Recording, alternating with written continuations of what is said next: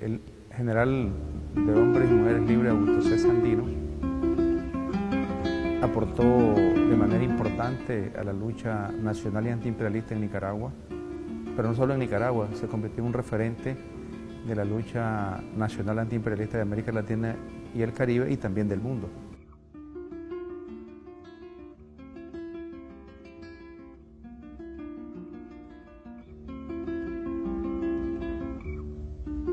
Aquella mancha libre sobre el cielo, a 50 metros de este humilde vivienda, nebulosas como hielo, son la pura estas calles, las anduvo muchacho y las anduvo joven.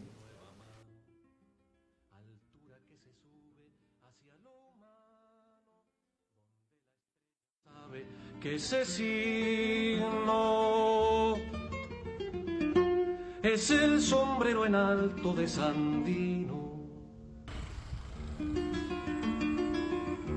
Incluso muchos movimientos levantaron la imagen de Sandino, los pensamientos de Sandino, incluso la estrategia. La experiencia de la estrategia de enfrentamiento y derrota en la intervención militar de los Estados Unidos en Nicaragua fue toda una escuela. 1927. Augusto César Sandino organiza el Ejército Defensor de la Soberanía Nacional. Objetivo: expulsar de Nicaragua a los invasores yanquis. La victoriosa gesta de Sandino asombra al mundo y estremece la conciencia de América. Me dice Roberto, que te está yendo un muchacho y anda preguntando por Sandino, de ojos azules, de verdad. Ahí está en el parque. Llego yo, miro un muchacho flaco y anteojos, ojos azules, una gorra. Carlos Fonseca Amador.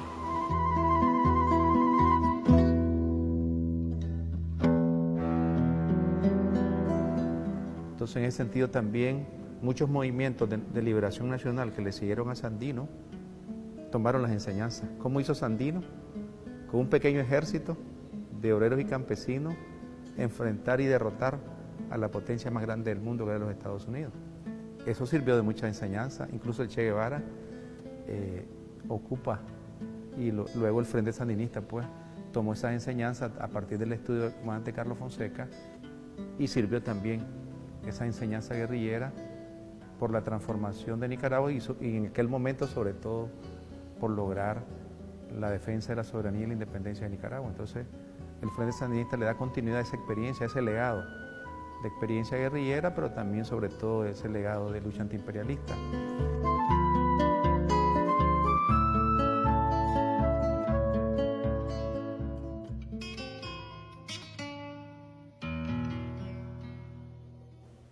Es Sandino que él menciona en un escrito que hace en 1929 sobre Celedón, que él vio cuando arrastraban el cuerpo del general Benjamín Celedón cerca de su pueblo, Catarina. Sandino era de Niquinomo y él vio a sus 17 años como los conservadores vendepatrias, los yanquis, invasores, arrastraban el cuerpo. Y lo hacen pasar por la otra calle, arrastrado y jalado un caballo, él iba atrás. Cuando él llega a Catarina ya se muere. Y los catarinenses lo entierran ahí en Catarina, a Benjamín Celedón. Y él dice que a partir de ahí, ese hecho le sirvió a él para tomar conciencia de los problemas que tenía Nicaragua.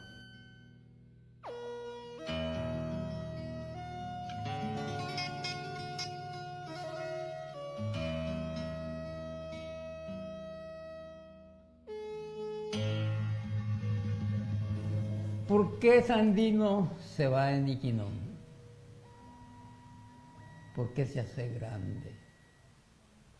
Cuando era un muchacho comerciante, le encantaba mucho el caballo. Casi era domador de caballos. Y era comerciante, trabajaba en granos.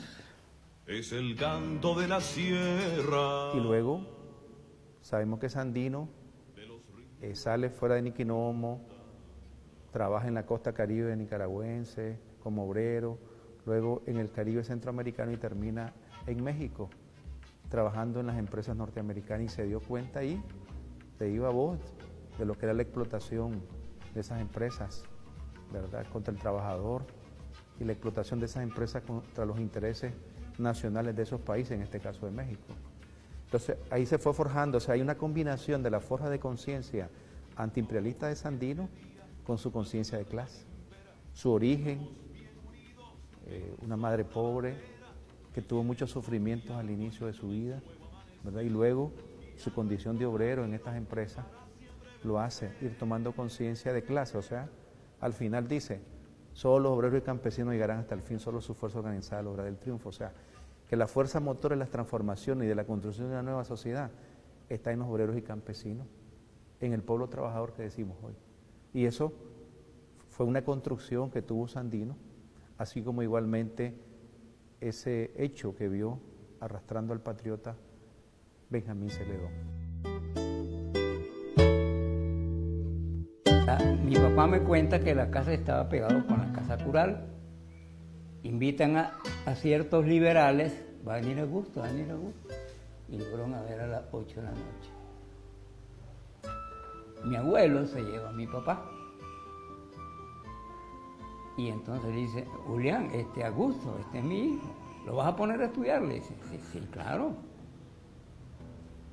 Dele la mano, le dice mi abuelo a mi papá, dele la mano, le da la mano. Cada vez y cuando le decía yo, papito, dame su mano. Aquí estuvo la mano del general. Sandino tiene, no solo es, digamos, una posición nacionalista, antiimperialista de mera oposición, sino que Sandino comprende el fenómeno imperialista que está vinculado al capitalismo. O sea, que lo que él estaba claro era que estaba opuesto a un sistema, al sistema capitalista, al sistema imperialista. Y por eso dice en el Manifiesto de Luz y Verdad que habrá una explosión proletaria contra los imperialistas de la tierra. O sea, que esa explosión no solo va a ser en Nicaragua, sino que también en el mundo.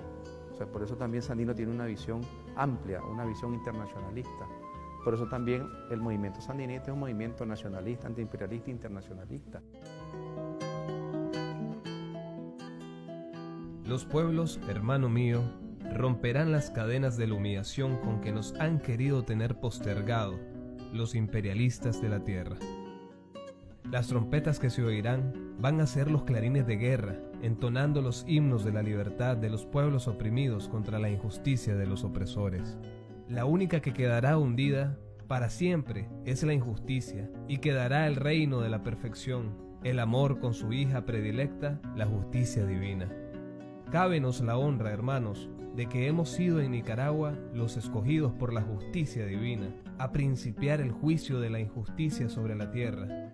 No teman, mis queridos hermanos, y estén seguros, muy seguros, de que muy luego tendremos nuestro triunfo definitivo, con lo que quedará prendida la mecha de la explosión proletaria contra los imperialistas de la tierra.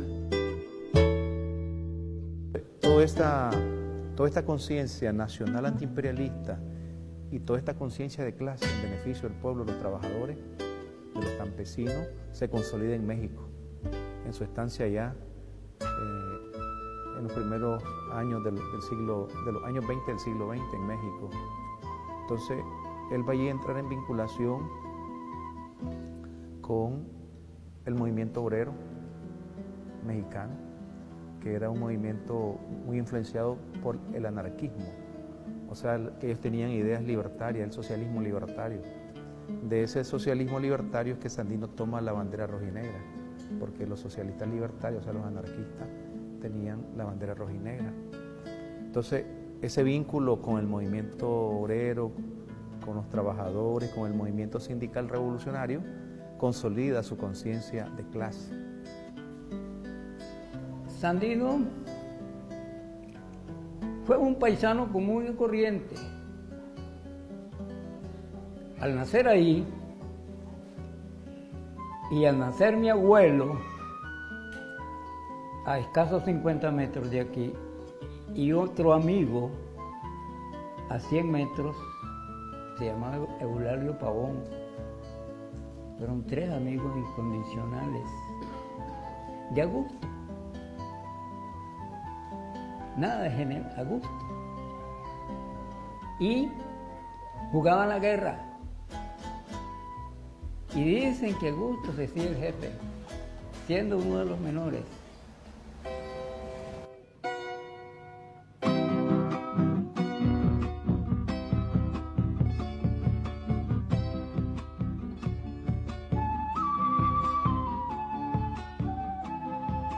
Y cuando él viene a Nicaragua, ¿qué es lo primero que hace? Ir a organizar a los obreros en la mina de San Albino. Y de esa organización va a surgir lo que la columna segoviana, el primer contingente, digamos, de lucha de Sandino, que luego jugó un papel muy importante en la guerra constitucionalista del 1926-1927, y él, digamos, va, así como Celedón había formado un ejército aliado para enfrentar la intervención yanqui en 1912, ¿verdad? Así Sandino se alía con lo que en aquel momento aparecía como la fuerza patriótica, que eran los liberales, pero no subordinados a los liberales, sino que con su propia columna segoviana, ¿verdad? Que esa columna segoviana, formada por obreros, por campesinos, tiene la bandera rojinegra, ¿verdad? Que sirve de ese símbolo de lucha, de transformación, de lucha por la justicia social, que él también llamaba la justicia divina. Está en una de las fotos, está él de las fotos típicas. Él está en un escritorito con un látigo para domar caballos y está en una posición. Y le pregunto, ¿y ese muchacho quién es? Un niño. Ah, me dice, ese fue Augusto. Y me cuenta.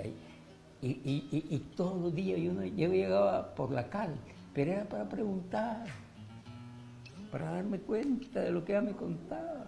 O sea, era usted el que estaba en la... Ahí nace mi sandinismo, mi patriotismo.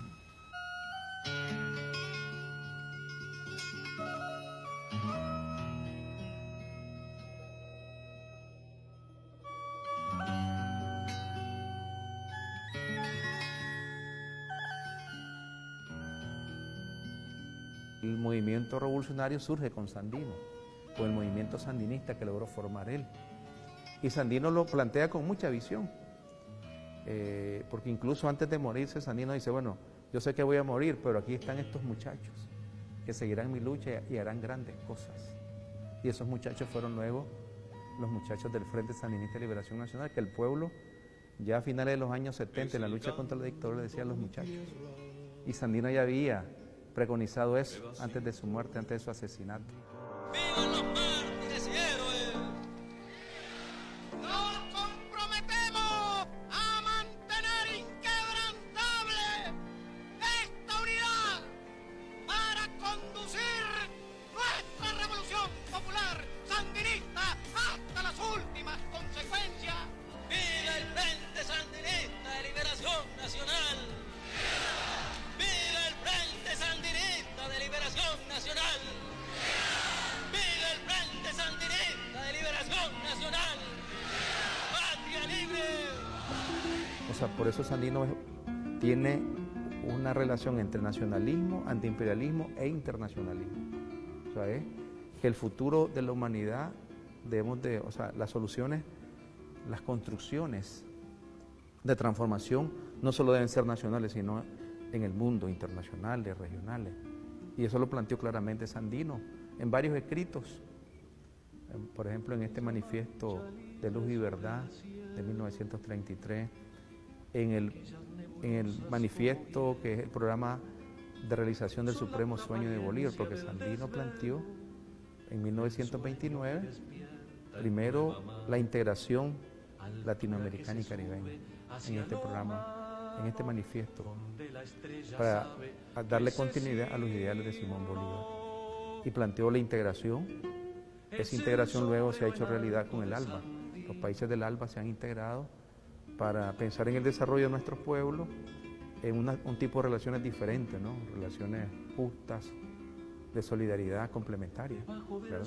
Ya Sandino planteó esa integración que era hacerle un contrapeso a la política imperialista, para unirnos, para pensar en nuestro desarrollo, pero también como un contrapeso, como una defensa frente a la política imperialista que ya era fuerte en los años 20 y 30 del siglo XX en América Latina y el Caribe.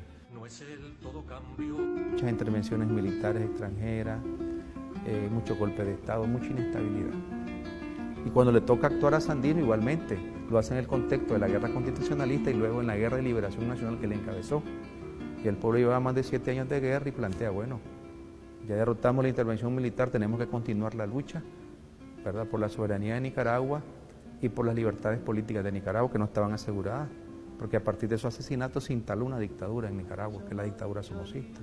Precisamente quien asesina a Sandino, quien encabeza el autor intelectual del asesinato son los yanquis, pero ejecutados por, digamos, Somoza, que es una creación de los Estados Unidos. Entonces, y en medio de esa complejidad Sandino dice, bueno, vamos a desmovilizarnos, pero vamos a continuar la lucha, y la primera gran lucha es la paz de Nicaragua. Y fue asesinado luchando por la paz de Nicaragua. Entonces ese es otro legado que hoy tenemos que retomar de Sandino, seguir consolidando la paz de Nicaragua, seguir, digamos, construyendo una Nicaragua en paz y soberana como lo quiso Sandino, construyendo una Nicaragua para las mayorías, para el pueblo trabajador. La tumba de Sandino está en América Latina y en el corazón de todos los nicaragüenses, el que no ha nacido y el que ya se murió.